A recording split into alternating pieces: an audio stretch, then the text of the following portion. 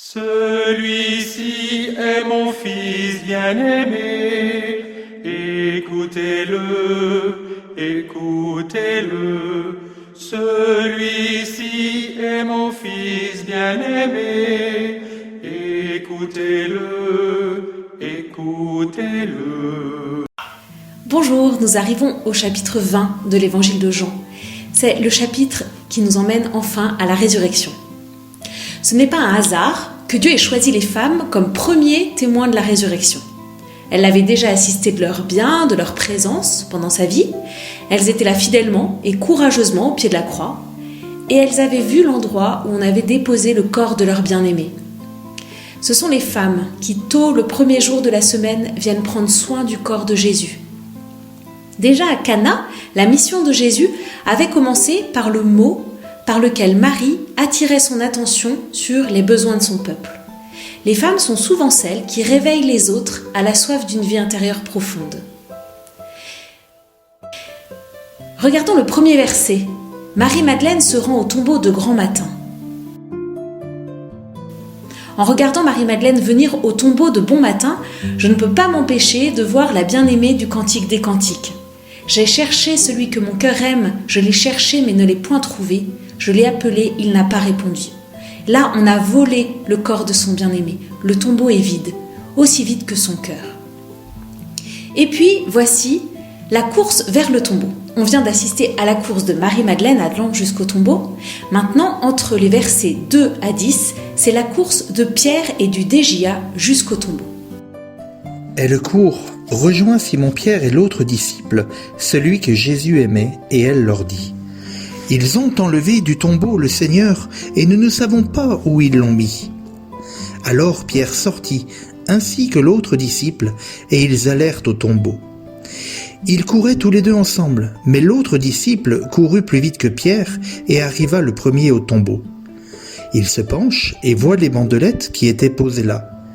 Toutefois, il n'entre pas. Arrive à son tour Simon-Pierre qui le suivait. Il entre dans le tombeau et considère les bandelettes posées là et le linge qui avait recouvert la tête.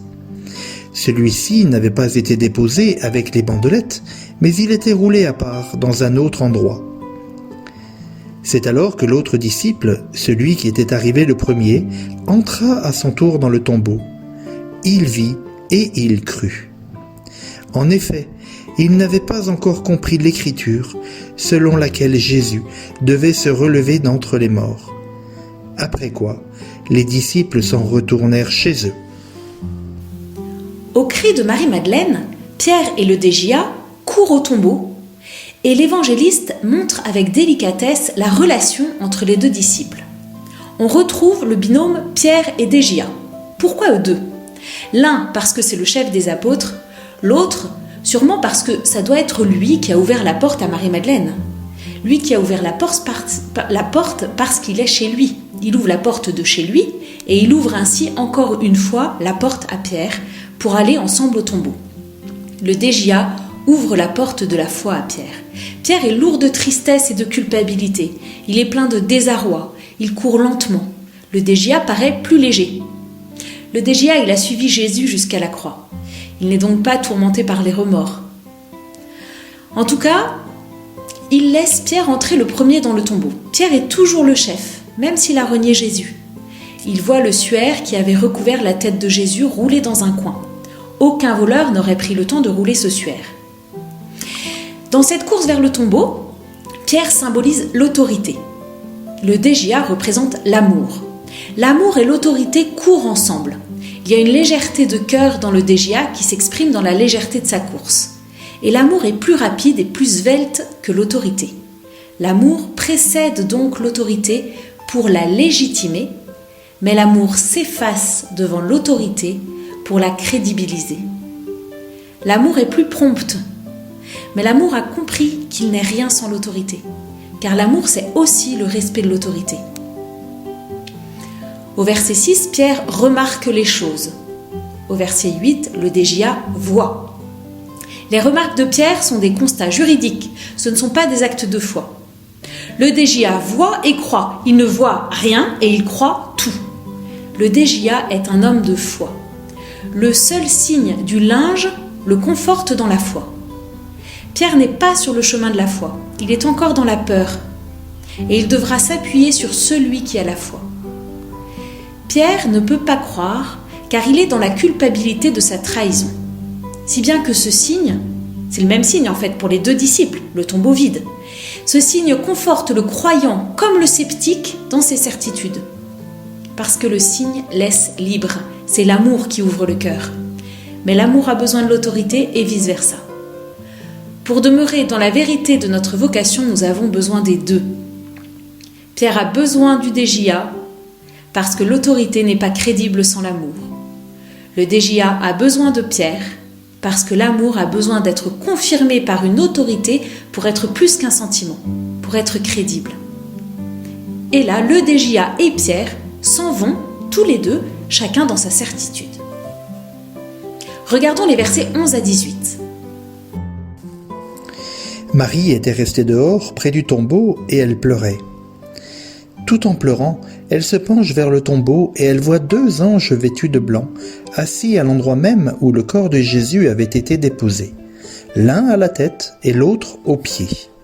« Femme, lui dirent-ils, pourquoi pleures-tu » Elle leur répondit, « Ils ont enlevé mon Seigneur et je ne sais où ils l'ont mis. » Tout en parlant, elle se retourne et elle voit Jésus qui se tenait là, mais elle ne savait pas que c'était lui. Jésus lui dit, « Femme, pourquoi pleures-tu ? Qui cherches-tu » Mais elle, croyant qu'elle avait affaire au gardien du jardin, lui dit, « Seigneur, si c'est toi qui l'as enlevé, dis-moi où tu l'as mis et j'irai le prendre. » Jésus lui dit, « Marie !» Elle se retourna et lui dit en hébreu, « Rabouni », ce qui signifie « maître ». Jésus lui dit, « Ne me retiens pas, car je ne suis pas encore monté vers mon Père. Pour toi, va trouver mes frères et dis-leur que je monte vers mon Père, qui est votre Père, vers mon Dieu, qui est votre Dieu. » Marie de Magdala vint donc annoncer aux disciples, « J'ai vu le Seigneur et voici ce qu'il m'a dit. » Les disciples, ils commencent par abandonner Marie-Madeleine à son chagrin. Ils ne comprennent pas sa douleur. Ils ne savent pas quoi faire de ses pleurs. Ils sont incapables de lui répondre et ils courent chez eux.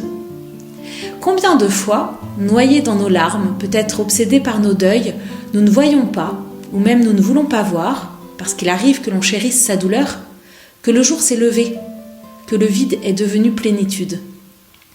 Et aux questions « Que cherches-tu » nous nous répondons « Je n'ai pas trouvé ce que je cherchais ». C'est vrai, mais il se peut que ce que tu as trouvé soit plus précieux que ce que tu cherchais. Au lieu d'une dépouille morte, je te rends ton bien-aimé vivant. Il y a quelque chose de très humble dans ce récit de la résurrection. Jésus ressuscité n'apparaît pas triomphalement au sommet du temple pour manifester à tous sa victoire et humilier ceux qui l'ont humilié. Il apparaît à Marie-Madeleine, seule, dans un jardin, aimée, acceptée telle qu'elle est, dans un cœur à cœur tout simple, un moment de douceur et d'éternité. Jésus n'apparaît pas dans la puissance, mais dans la douceur de l'amour, en appelant Marie par son nom. Comme un écho au prophète Isaïe, chapitre 43. « Ne crains pas, car je t'ai racheté, je t'ai appelé par ton nom. Tu es à moi, tu comptes beaucoup à mes yeux, tu as du prix, et je t'aime. » Dire « je t'aime », c'est utiliser le langage du royaume. Et puis Jésus ne veut pas qu'elle s'accroche à lui, mais il l'envoie vers la communauté, vers ces hommes envers lesquels elle est sûrement fâchée. Ils ont eu si peu de compassion pour elle lorsqu'elle pleurait, qu'ils ont abandonné Jésus à la croix. Ça doit être difficile pour Marie-Madeleine de passer d'une rencontre intime avec Jésus à la communauté, avec toutes ses exigences et ses conflits. Elle va donc annoncer qu'elle a vu le Seigneur et qu'il a parlé d'eux comme ses frères, mais ils ne la croient pas. Ou peut-être ne veulent-ils pas comprendre. Toutes sortes de questions doivent certainement se bousculer dans leur tête. Mais n'ont-ils pas été choisis ? Ne sont-ils pas ceux qui auront à diriger l'Église ? Comment Jésus peut-il apparaître à cette femme avant de leur apparaître à eux ? Imaginez un peu la personne dont vous détestez les idées, ou que vous méprisez un peu, et qui vient vous révéler un truc que vous avez cherché longtemps. C'est énervant. Lisons maintenant Les versets 19 à 31. Le soir de ce même jour, qui était le premier de la semaine, alors que, par crainte des Juifs, les portes de la maison où se trouvaient les disciples étaient verrouillées, Jésus vint, et il se tint au milieu d'eux, et il leur dit : « La paix soit avec vous. » Tout en parlant, il leur montra ses mains et son côté. En voyant le Seigneur, les disciples furent tout à la joie. Alors, à nouveau Jésus leur dit : « La paix soit avec vous. Comme le Père m'a envoyé, à mon tour je vous envoie. » Ayant ainsi parlé, il souffla sur eux et leur dit : « Recevez l'Esprit Saint. Ceux à qui vous remettrez les péchés, ils leur seront remis. Ceux à qui vous les retiendrez, ils leur seront retenus. » Cependant Thomas, l'un des 12, celui qu'on appelle Didyme, n'était pas avec eux lorsque Jésus vint. Les autres disciples lui dirent donc : « Nous avons vu le Seigneur. » Mais il leur répondit : « Si je ne vois pas dans ses mains la marque des clous, si je n'enfonce pas mon doigt à la place des clous, et si je n'enfonce pas ma main dans son côté, je ne croirai pas. » Or, 8 jours plus tard, les disciples étaient à nouveau réunis dans la maison et Thomas était avec eux. Jésus vint, toutes portes verrouillées, et il se tint au milieu d'eux et leur dit : « La paix soit avec vous. » Ensuite, il dit à Thomas : « Avance ton doigt ici et regarde mes mains. Avance ta main et enfonce-la dans mon côté. Cesse d'être incrédule et deviens un homme de foi. » Thomas lui répondit : « Mon Seigneur et mon Dieu. » Jésus lui dit : « Parce que tu m'as vu, tu as cru. Bienheureux ceux qui, sans avoir vu, ont cru. » Jésus a opéré sous les yeux de ses disciples bien d'autres signes qui ne sont pas considérés dans ce livre. Ceux-ci l'ont été pour que vous croyiez que Jésus est le Christ, le Fils de Dieu, et pour que, en croyant, vous ayez la vie en son nom. Visiblement, les disciples n'ont prêté aucune attention à cette Marie-Madeleine tout excitée, puisqu'ils sont enfermés derrière des portes closes. La dernière fois qu'ils s'étaient retrouvés ensemble ici, c'était un moment inoubliable, d'intimité partagée. C'était la scène, le lavement des pieds. Ensuite, ils avaient trahi, renié, et ils sont enfermés dans la honte. Ils sont au tombeau depuis 3 jours. Là, Jésus leur apparaît. Il surgit au milieu de leur honte, de leur peur, de leur trahison, pour ne leur dire qu'un seul mot : que la paix soit avec vous. Il n'attend visiblement pas qu'on lui ouvre. Il entre. Même si nos cœurs sont fermés et paralysés par la peur, comment se fait-il que les disciples, comme Marie-Madeleine un peu plus tôt, ne reconnaissent pas tout de suite Jésus ? Peut-être qu'ils sont aveuglés par leur peur et les larmes, comme nous pouvons l'être nous aussi. C'est bien lui qu'ils ont connu, aimé, écouté et trahi. Et pourtant maintenant, il a l'air d'être tout autre. La paix que Jésus leur donne, c'est une paix intérieure qui jaillit de sa présence. Quand nous avons peur, nous avons tendance à nous cacher derrière les portes verrouillées de nos cœurs, incapables d'aller vers les autres. Mais ces portes closes, malgré elles, Jésus vient vers chacun d'entre nous. Et plus profondément que nos blessures ou les peurs qui nous habitent, il vient nous révéler qu'il nous aime. Qui n'a pas honte de montrer les blessures qu'il a reçues durant la vie ? On essaie de les cacher pour que l'autre ne s'aperçoive pas de notre faiblesse et continue à nous estimer. On les cache même à soi-même parfois, en essayant d'oublier ou en justifiant ses erreurs. Et voilà que le Maître, debout au milieu de ses apôtres, leur montre ses blessures, comme s'il en était fier. Il ne les cache pas, mais il nous invite à nous approcher et à aller voir de près et même à les toucher. Jésus ressuscité nous montre ainsi qu'il ne faut pas avoir honte de ses blessures. Il n'y a pas de résurrection sans blessure. Jésus nous invite à mettre nos blessures dans les siennes pour en faire des sources d'eau vive. Il n'y a pas d'amour sans blessure. Celui qui aime aura toujours le cœur blessé. Ce serait plutôt une honte de se présenter au jugement dernier avec un cœur tout propre et tout neuf, comme s'il n'était pas utilisé. C'est comme si Jésus venait dire « Je suis revenu pour vous faire ressusciter de vous, de vos peurs, de vos hontes, et vous envoyer vers vos frères et sœurs, les faire ressusciter aussi. » les faire sortir de leur tombeau, les aider à vaincre leur peur et ouvrir leur cœur.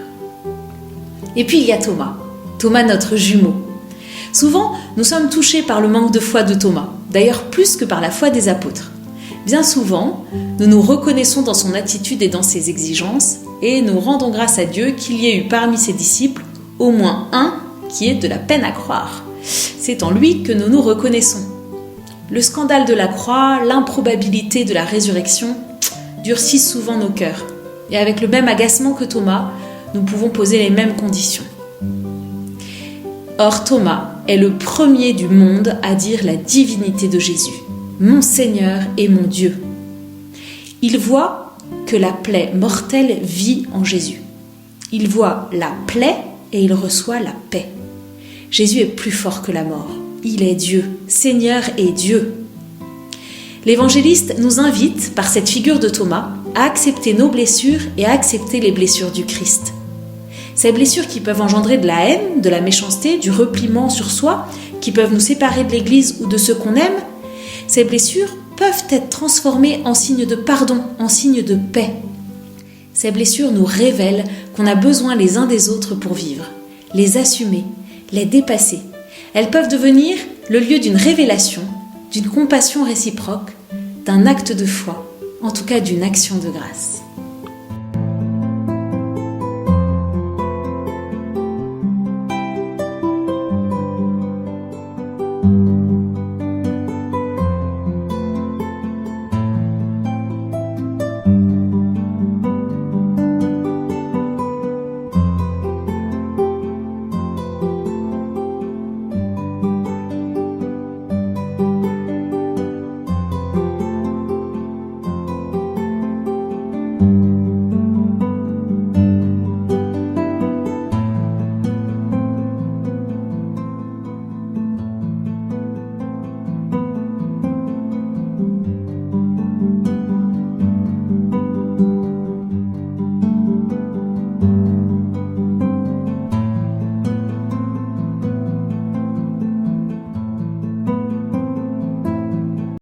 Celui-ci est mon fils bien-aimé, écoutez-le, écoutez-le. Celui-ci est mon fils bien-aimé, écoutez-le, écoutez-le.